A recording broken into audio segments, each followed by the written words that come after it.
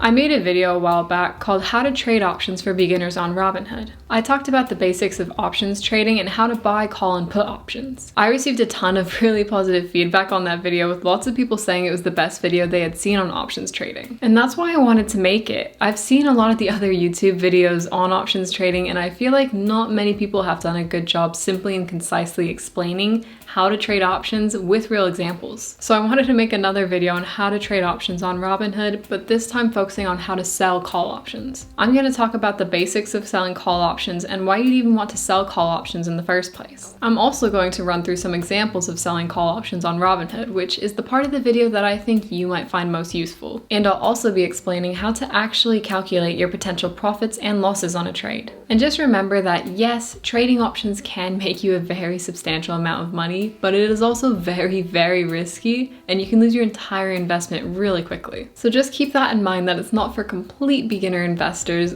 or for the faint of heart. It's truly a high risk, high reward investing strategy where you can potentially turn hundreds of dollars into thousands or even millions, or potentially lose your entire net worth. I mean, just go ask the guys from Reddit's Wall Street Bets Loss thread. Seriously, if you ever want to feel better about a bad trade you've made, just head over there and take comfort in talking to the guys that have lost everything they own in a single trade. Okay, so let's get into it. And first, I'm going to have to go over a little bit of theory. And I know theory sucks, and that's the majority of people's complaints over on the other options videos, that it's just all theory and definitions. But please stick around, even if it's a little boring, because we are going to spend most of the time going over a real example in Robinhood. And I promise when you watch the example, it will really all start to come together and make a lot more sense to you. I would honestly recommend watching this video twice, because that will really cement your understanding, and soon you'll be able to feel comfortable selecting the right options to trade, and you'll know how to calculate your losses and profits that you could potentially make. And a little side note before we get into it, it takes me like 15 hours to make these type of videos, so if you do enjoy and find the content useful, please make sure you like the video and subscribe to my channel so that hopefully YouTube recommends it to more people and I can pull more than the usual 100 views that my videos usually get. Okay, so let's start. On Robinhood, you have the ability to sell covered call options. Selling a covered call means opening a contract that gives you the obligation to sell shares of the stock you already own at a certain price known as the strike price up until a set date known as the expiration date. So if you sell a covered call on a stock, you're agreeing to sell a stock at an agreed upon price up until a certain date, no matter what the price of the stock is at the time. And in exchange for selling a covered call, you receive an upfront payment from the buyer of the contract, which is known as a premium. One of the key things to note here is that you actually have to own the shares of the stock that you might want to sell. It's also good to know that each contract you sell is for 100 shares of the stock. So if you want to sell one covered call option contract on a stock, then you'd also have to own 100 shares of that stock. Now, why would you even want to sell a covered call? You would want to do this if you want to make some extra money on the stocks that you already own. And you also think that the price of the stock will stay relatively stable or somewhat increase in the near future. Now, the best way to truly explain what this all means is to look at an actual example on Robinhood. So let's take a look at Hecla Mining stock, which is currently priced at $6.05 a share.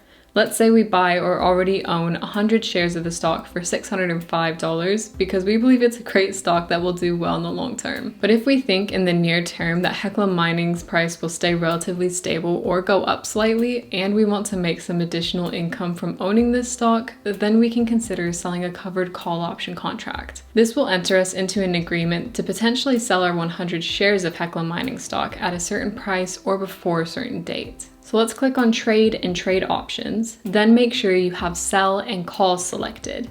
So now we can see a whole bunch of numbers, so let's go through them.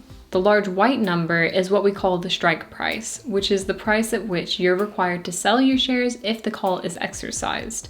Below that number, we have the break-even price, which is the max price Hecla Mining can reach before we start to make a loss. And the number on the right is what we call the option premium. This number multiplied by 100, because each option contract is equal to 100 shares of the underlying stock, is what we are actually paid for selling the call option.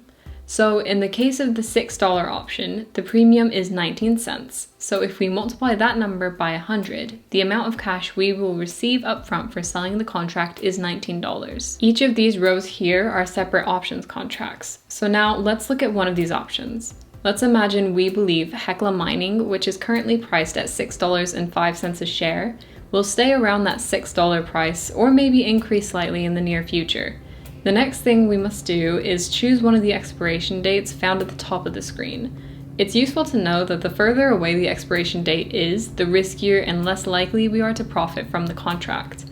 But because we are less likely to profit, we'll also receive a greater cash premium for taking on that extra risk. This is because the later the expiration date, the longer the time the buyer of our contract has for the stock to increase to the price they need to exercise the call option for a profit, which would be a loss to us, as we are the seller of that contract. In this case, let's say, based on our hypothetical analysis, that we believe Hecla Mining will trade between $6 and $7 for the next 3 months. So in this case, we can choose an expiration date that is 3 months from today. So I'm going to select December 17th. Now we have to choose the strike price for the option. Let's say we don't think that it's likely for Hecla Mining to go much higher than $7 before December 17th. Then it might be a good idea to sell this $7 covered call. Because we only bought 100 shares of Hecla Mining previously, we can only sell one call option contract since the contract represents 100 shares. This will give us an upfront premium of 38 cents a share for a total of $38 in income. By selling this call, we now will have the obligation to share 100 shares of Hecla Mining stock for $7 a share up until December 17th. Now I want to go over the 3 different scenarios that are possible when you sell a covered call. These are when your option is out of the money, at the money, and in the money. I want to show what these profits or losses can look like in each of these 3 scenarios. Let's take a look at Robinhood's profitability graph. Imagine we fast forward to the expiration date and Hecla Mining's stock price did not move as we expected, and it actually decreased from $6.05 to, let's say, $5.50. Because the stock price is less than $7, we would say it is out of the money. There are 2 parts to working out how much money we've made or lost. The first part is working out the change in the value of our 100 shares of stock.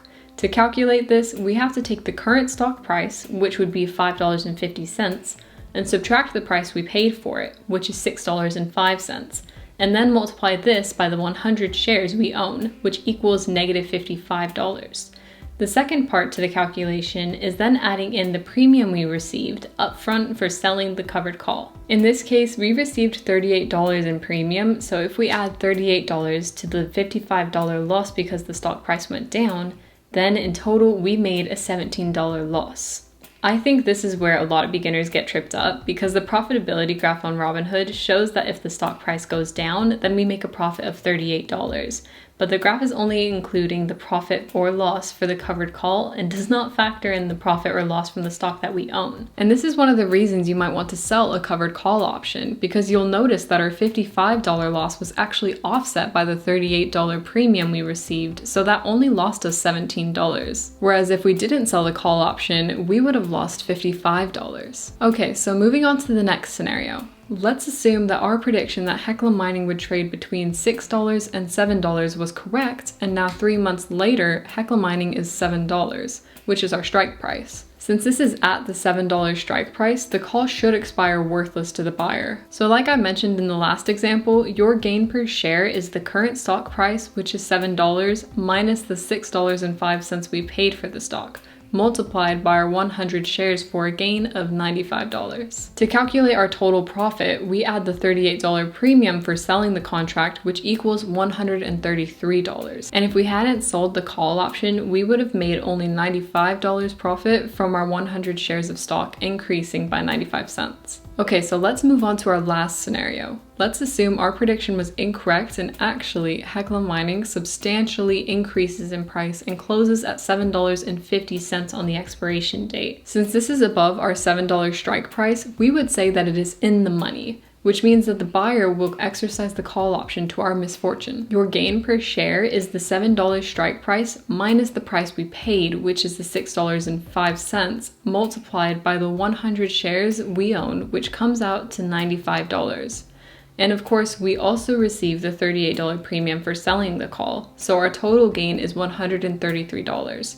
Keep in mind, this is our maximum potential gain in this example. Even though the stock price rose to $7.50 a share, our $7 option strike price still limits our potential gains. This is because we've agreed to sell the stock for $7 a share, even though it's worth more than that today. By comparison, if we didn't sell the call, we would have been able to benefit from a full increase of the stock price, so we would have made a total profit of $145, which is more than we would have made by selling the covered call. So if we take the profit we would have made without selling the call and subtract the profit we would have made with selling the call, then we would have a technical loss of $12, which is what we see here in the options profitability graph on Robinhood. This is the risk we have when selling covered calls. We lose the ability to make as much profit if the stock increases significantly. I don't consider it to be a terrible scenario because you're still making a profit, but technically it is still a loss because you could have made more profit if you chose to never sell the option. So those are the three potential scenarios for this example. If Hecla Mining decreases in price, you get to offset some of your losses. If the price stays the same or increases slightly, you get to make some extra money. And if the stock increases significantly, then you miss out on some gains that you would have made if you hadn't sold the option. The final thing I wanted to mention is about the break-even price. You break even on your covered call option if on the expiration date